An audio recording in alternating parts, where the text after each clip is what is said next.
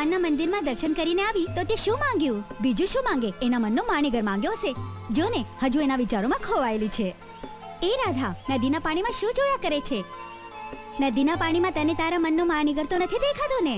અમને કહો તો ખરા કે મનનો માણીગર કોણ છે, તો અમે એને તારો સંદેશો આપી બોલાવી લઈએ.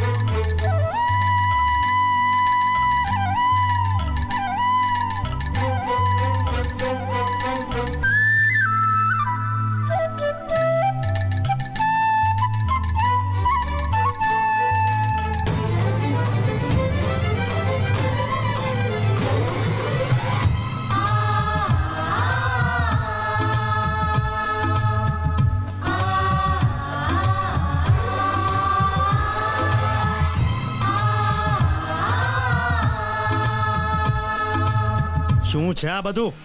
રાધા ડૂબી રહી હતી, આ ભાઈ એને બચાવી. આ નાલાયકે મારી બહેનને હાથ લગાડ્યો. ભાઈ, આ ના હોત તો તારી બેન ડૂબી ગઈ હોત. ડૂબી ગઈ હોત તો ઓછી, પણ આ ભાઈ, જેને મને બચાવી લીધી એ તો ભગવાન કહેવાય. એનો આભાર માનવાનો હોય, અપમાન ન કરાય. તું ચૂપ માર. ચાલે નહીં. અને ફરી ક્યારેય મારી બહેન સામે આંખ ઊંચી કરીને જોતો નહીં. આ વિક્રમને કોઈની સામે આંખ ઊંચી કરી જોવાની ફુરસત નથી. પણ કાળજામાં કોઈનું તીર વાગી જાય તો પછી આ વિક્રમને દુનિયાની કોઈ તાકાત રોકી પણ શકતી નથી. ચાલ, કહું છું ચાલ. ત્યાં શું જુએ છે? ચાલ.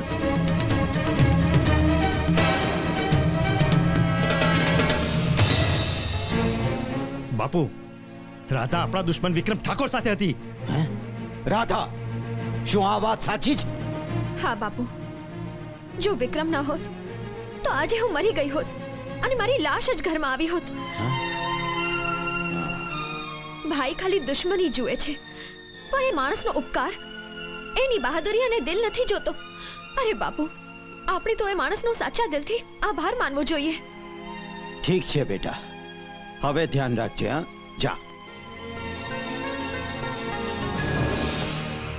જો દીકરા, આ વાત એવી છે કે એમાં આપણાથી કાંઈ ના બોલાય.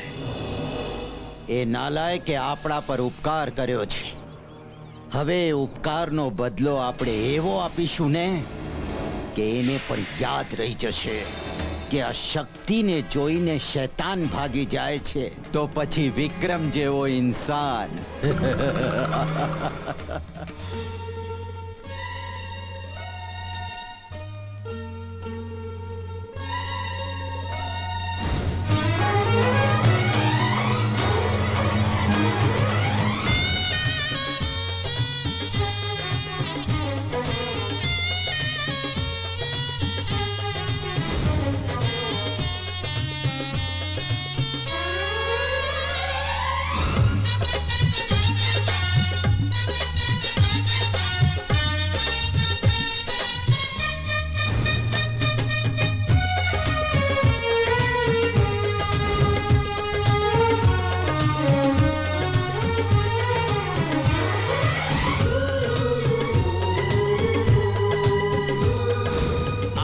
કોઈની સામે આંખ ઊંચી કરી જોવાની ફુરસત નથી. પણ કાળજામાં કોઈનું તીર વાગી જાય તો પછી આ વિક્રમને દુનિયાની કોઈ તાકાત રોકી પણ શકતી નથી.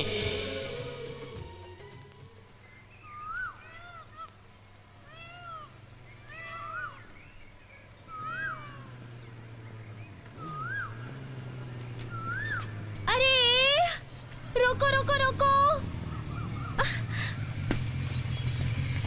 એ સાહેબ, મને જરા ગામ સુધી લઈ જાઓ ને. ના બેના, હું એકલી છોકરી ના લઈ જાઉં. તારી કોઈ ચાલ હોય તો? ના ભાઈ ના, એક સીધી સાદી છોકરી, શું ચાલ ચાલવાની. બાકી મને ચાલમાં લેવા માટે અને જાળમાં ફસાવવા ઘણા ગુંડાઓ રસ્તામાં ઊભા છે. મને એકલી જોઈ મારી આબરૂ લૂંટશે, એટલે મેં તમને કહ્યું. આ તો મારી બસ નીકળી ગઈ અને આવા વગડામાં હું એકલી છું. મને બચાવી લો. હા હવે ચાપલી ના થા, ચાલ બેસી જા. હ, નવરી ચોથી આવી છે. બેઠી બેઠી. હા.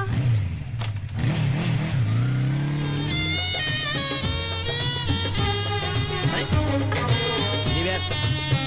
અરે, શું કરે? હમણાં રે.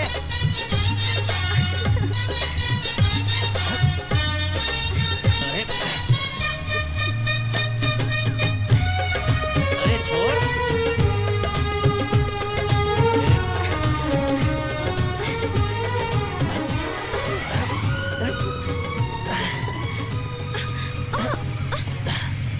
આ શું કરે છે તું? ચાલ નીચે ઉતાર, નીચે ઉતાર. એટલું સમજી લેજે, ફક્ત એકલી અટુલી છોકરી જોઈ તારી મદદ કરી. હું તારી જાળમાં ફસાવ્યો એવું નથી, સમજી? તો પછી કોની જાળમાં ફસાયો છે? છે કોઈ? એનાથી તારે શું નિસ્બત? તું તારો રસ્તો પકડ. જઈશ, પણ એક વાર મારો ઘૂંટો ઉઠાવીને જોઈ તો લે, તો એને પણ ભૂલી જઈશ. આ વિક્રમ રાધાને ભૂલે એવું ક્યારે ના બને, સમજી? અરે એકવાર મને જોઈ તો લે, પછી તું તારી રાધાને ભૂલી અને મારી પાછળ આવીશ.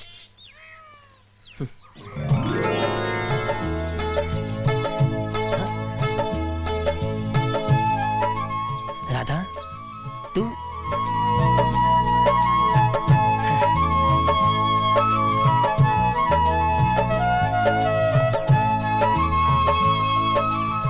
રાધા,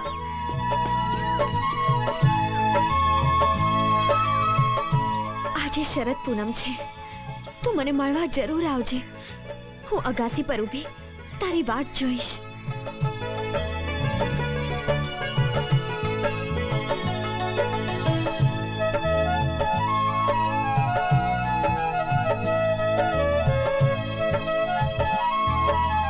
વિક્રમ, વિક્રમ! અરે વિક્રમ, શેના વિચારોમાં છે?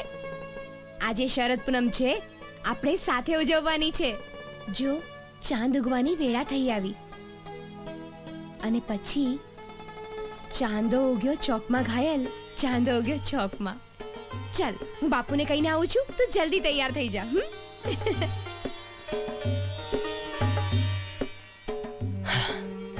રાધાને મેં વચન આપ્યું છે, એ મારી રાહ જોતી હશે.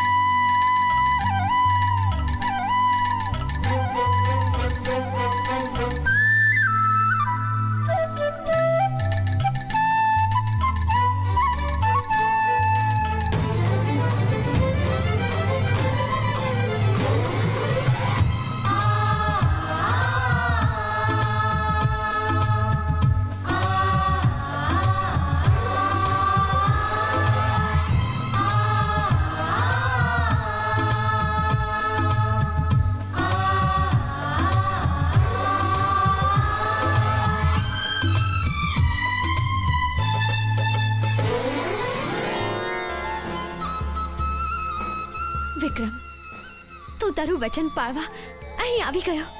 એ રાધા, ઠાકોર વચ્ચેના પાકા હોય છે, સમજી? રઘુકુળ રીત સદા ચલી આવી.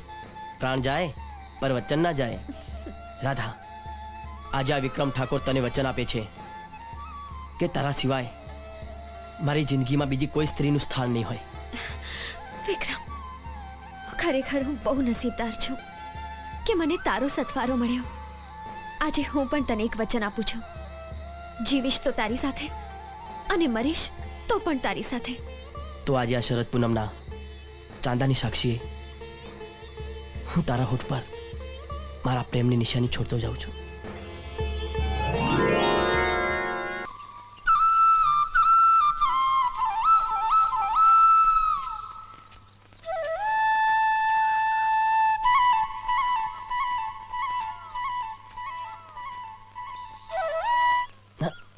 કોણ? અરે આ બાળપણથી તારી સાથે મસ્તી કરતા હેવાયા હાથને તું ઓળખી ન શક્યો એવા કોના વિચારોમાં હતો? એ તો ચાલ તારી ભૂલ થઈ. ફરીથી વાંસળી વગાડ.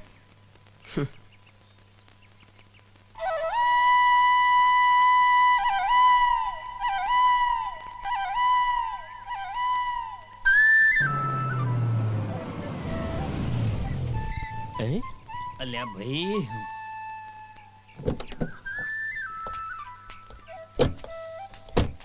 અલ્યા ભાઈ મહેશ, આ કારણ વગરની ગાડી અહીં શું કામ ઊભી રાખી? અરે કારણ વગરની નથી રાખી યાર.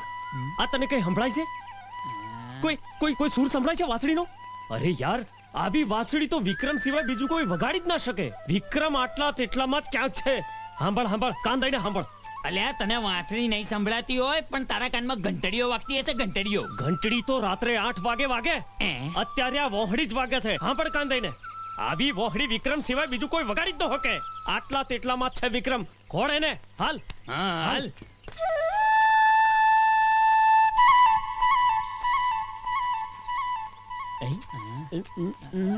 આ વાંસળીનો અવાજ ક્યાંથી આવે છે? ભાઈ મહેશ,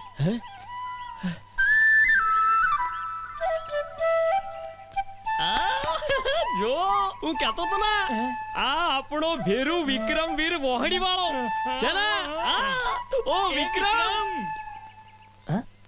અરે મહેશ, પરેશ, તમે અહીં મારા ગામમાં?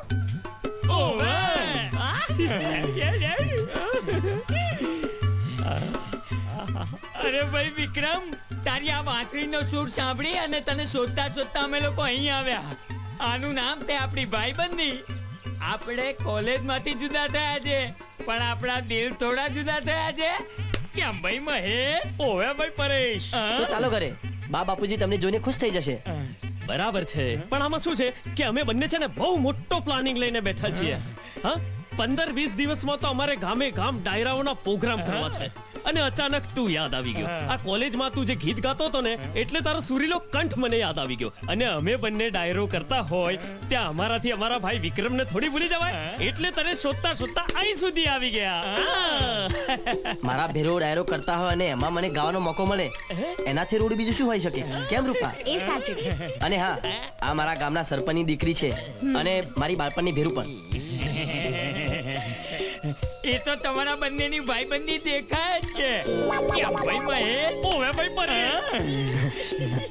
રૂપા, આ ઉપરવાળો પણ જાણે મારી બધી વાત સાંભળે છે. હું મારા ગામ માટે કંઈક કરવા માંગતો હતો.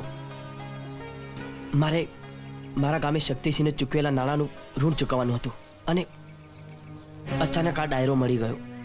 વિક્રમ, ડાયરાની જાહેર ખબરમાં તારો ફોટો હશે. તું ડાયરામાં ગાતો હોઈશ ત્યારે દુનિયામાં સૌથી વધુ ખુશ હું હોઈશ.